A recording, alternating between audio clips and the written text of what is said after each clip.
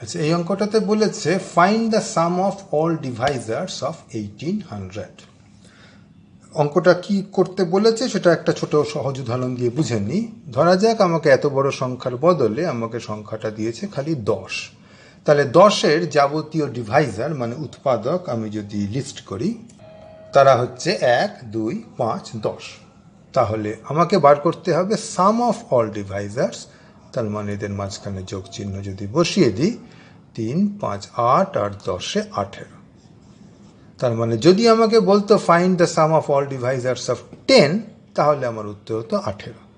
তো এক্ষেত্রে আমি সবগুলো ডিভাইজার গায়ের জোরে বার করে যোগ করেছি, কিন্তু সংখ্যাটা যদি বড় হয়, যেমন এক্ষেত্রে 1800, তাহলে সেই কাজটা করা কঠিন।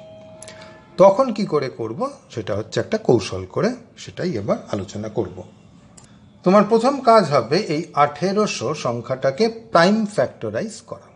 তো এখানে প্রথমে আমি 100 তো দেখতেই পাচ্ছি, তার মানে 2 টু দি পাওয়ার 2 গুণ 5 স্কোয়ার। 18টাকে যদি প্রাইম ফ্যাক্টরাইজ করি, 2 গুণ 9 মানে 2 ইন্টু 3 স্কোয়ার।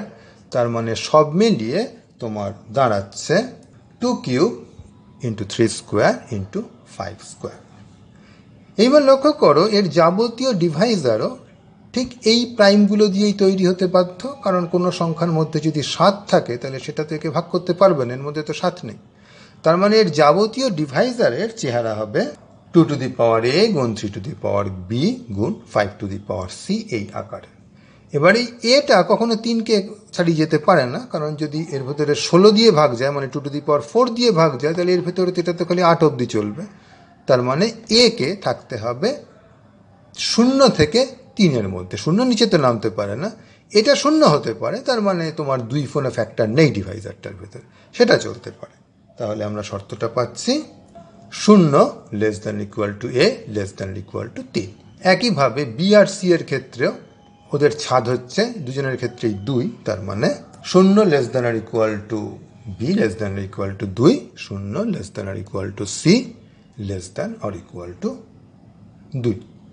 তাহলে এবার আমাকে দেখতে হবে এরকম যাবতীয় জিনিসের যোগ করলে পরে কি দাঁড়ায়। তো এখান থেকে আমরা আরেকটা জিনিসও পেয়ে যাচ্ছি বাই প্রোডাক্ট হিসেবে। এ তুমি কতভাবে নিতে পারো? 4 ভাবে, 0, 1, 2, 3। বি নিতে পারো 3 ভাবে, 0, 1, 2। সিও তাই। তার মানে এখানে যে সংখ্যাগুলো আছে তার সাথে 1 যোগ করছি, এই 0টা আছে বলে। সুতরাং যদি আমি জিজ্ঞাসা করতাম মোট কতগুলো ডিভাইজার আছে, তার উত্তরও তুমি বার করে ফেলতে পারতে, 4 গুণ 3 গুণ 3। সুতরাং এখানে এটা চাইনি, মোট কতগুলো ডিভাইজার আছে সেটাও এভাবে বার করা যেত। তা আমাদের এখানে এগুলোকে সব যোগ করতে বলেছে। তো দেখা যাক কি করে সেটা করব। তুমি করো কি, প্রথমে এ আর বি কে স্থির রাখো।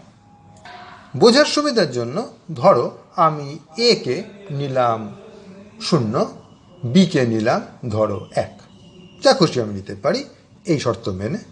এইবার সিটা 0, 1, 2 করো। তাহলে তুমি 3খানা এরকম ডিভাইজার পাবে। এরা হলো 2 to the power a 3 to the power b গুণ 5 টু দি পাওয়ার 0, মানে 5 নেই। 2 to the power a 3 to the power p, এটাতে স্থির রাখছি, গুণ 5 টু দি পাওয়ার 1, আবারও 2 আর 3 এর পাওয়ার সেম রেখে 5 স্কোয়ার। তাহলে অনেক ডিভাইজারের মধ্যে এগুলো হচ্ছে 3টে ডিভাইজার, যাদের প্রত্যেকের ক্ষেত্রেই 2 আর 3-এর পাওয়ারটা আমি ফিক্সড রেখেছি। আমার তো সবগুলো যোগ করার কথা ছিল। আচ্ছা, আপাতত এই 3টেকে যোগ করি। তো এই 3টেকে তুমি যদি যোগ করো, নিশ্চয়ই বুঝতে পারছি এটাকে কমন নেওয়া যাবে। তাহলে এটা যদি কমন নাও, তাহলে কি হবে? তো কমন নিলে তোমার ভেতরে যেটা পড়ে থাকবে সেটা একটা চমৎকার জিওমেট্রিক সিরিজ। এক্ষেত্রে অত জিওমেট্রিক সিরিজ ভাবারও দরকার নেই, এটা তুমি চোখে দেখেই দেখতে পাচ্ছি 1 যোগ 5 যোগ 25, তার মানে 31।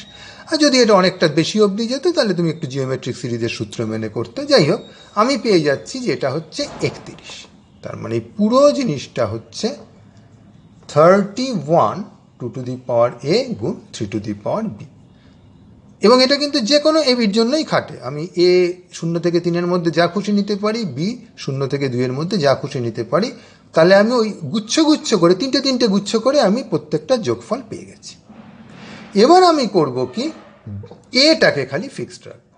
এখন এর মধ্যে সি নেই, এটাকে খালি ফিক্সড রাখব। আমি যদি এটাকে ফিক্সড রাখি এবং বিটাকে খালি বদলাই, তাহলে কি হবে? একই রকম কথা, 31 2 টু দি পাওয়ার এটা স্থির থাকবে, আর ব্র্যাকেটের মধ্যে বিটা 0 থেকে 2 অবধি যাবে। তাহলে আবার তোমার একটা জিওমেট্রিক সিরিজ এলো, এখানেও সহজ জিওমেট্রিক সিরিজ, সুতরাং তুমি এমনি যোগ করতে পারবে 1 + 3 + 9, তার মানে হচ্ছে গিয়ে 13। আমি এখানে একটা ব্র্যাকেট দিলাম, নইলে এটা ফট করে মনে হচ্ছিল 312 সেটা যদি মনে না হয়। তাহলে এখন খালি এ রয়েছে, এবার আর আমি এটাকেও ফিক্সড রাখবার দরকার নেই। আমি যদি সবগুলো যোগ করি, এখন তোমাকে সবগুলোই যোগ করতে হবে, তাহলে আমি কি পাবো? 31 × 13, সেটা তো ফিক্সড রয়েছে। ব্র্যাকেটের ভেতর আমার এই 2⁴ এবার পেখম মেলবে 2⁻0 থেকে শুরু করে 2³ পর্যন্ত। এটাও জিওমেট্রিক সিরিজ এবং এটাও এক্ষেত্রে খুবই সহজ। 1 + 2 3 + 4 7 আর 8 15। সুতরাং তুমি এটার উত্তর পেয়ে যাচ্ছ 31 × 13 × 15, যেটা হবে।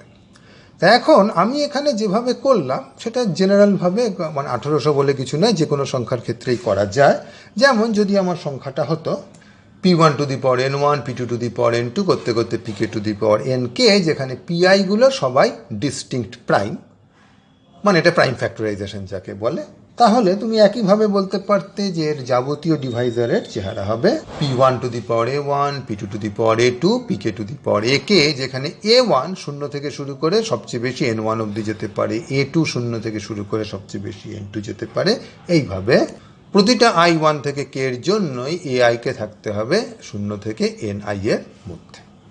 এবার তুমি যখন এগুলোকে সবগুলোকে যোগ করবে, তখন ওই কায়দায় তুমি প্রথমে বাকিগুলোকে ফিক্স করে একটা একটা করে করবে। এবার তুমি চাইলে সেটাকে একটু সামেশনের চিহ্ন দিয়ে লিখতে পারো। সেটা হচ্ছে এরকম যে প্রথমে তুমি প্রত্যেকটার ওপর সাম করবে, a1-এর ওপর করবে, a2-র ওপরে। আমি ডট ডট ডট ডট করে প্রত্যেকটার জন্য একটা করে সাম দিচ্ছি, a1 ak। সবাই শুরু হবে 0 থেকে, শেষ হবে এ শেষ হবে n1-এ, এ শেষ হবে nk-তে। তারপর আমি এইটাকে লিখব। এখন এই সামটা দেখলে কান্না পেতে পারে, ওরে বাবা এতগুলো সাম, কেখানা সাম, তারপর এইটা। কিন্তু আসলে খুব ভয়ঙ্কর ব্যাপার নয়, কারণ লক্ষ্য করো প্রথম সামটা খালি a1-কে নিয়ে মাথা ঘামায়, a1টা তো খালি এখানেই আছে। পরের সামটা খালি a2-কে নিয়ে মাথা ঘামায়, সেটা খালি পরের টুকুতেই আছে। লাস্টেরটা খালি ak-কে নিয়ে মাথা ঘামায়, সেটা খালি লাস্টেরটাতেই আছে। সুতরাং জিনিসটা অ্যাকচুয়ালি ভেঙে গিয়ে কেখানা সামের গুণফলে পরিণত হবে। ফলে এটা হয়ে যাবে summation p1a1 summation over a1, আবার একই রকম আরেকটা a2-র জন্য, a3-র জন্য করতে করতে লাস্টে এইটার জন্য। এবার এই জিনিসগুলো প্রত্যেকটাই একই রকম, প্রত্যেকটাই দেখো একটা করে জিওমেট্রিক সিরিজ।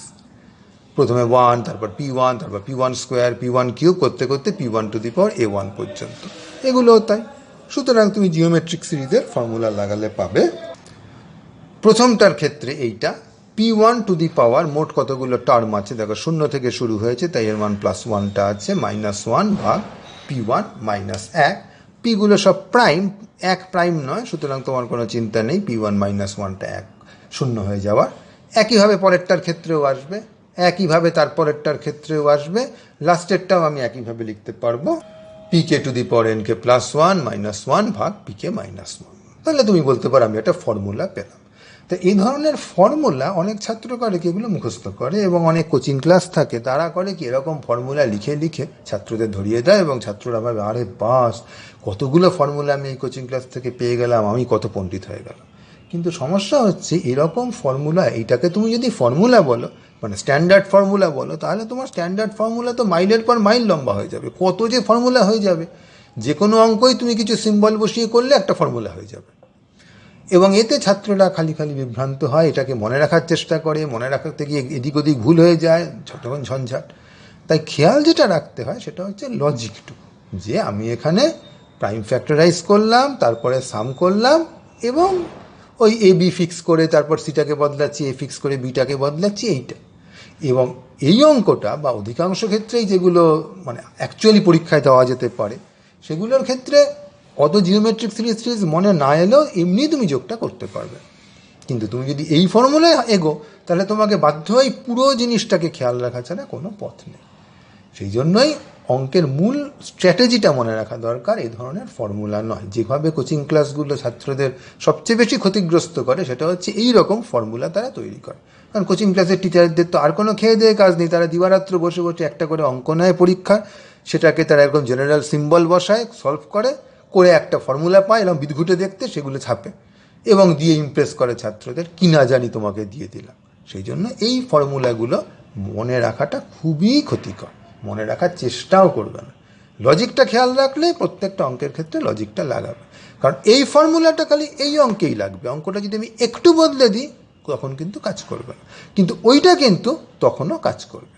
ছোট্ট একটা উদাহরণ বলি, আমি যদি তোমাকে এই অঙ্কটাতেই বলতাম find sum of all even divisors of 1800 that are not divisible by 9, ব্যাস তোমার ওই ফর্মুলা একদম কিচ্ছু কাজ করতো না। তুমি বলতে এই রে কী করবো কী করবো কী করবো।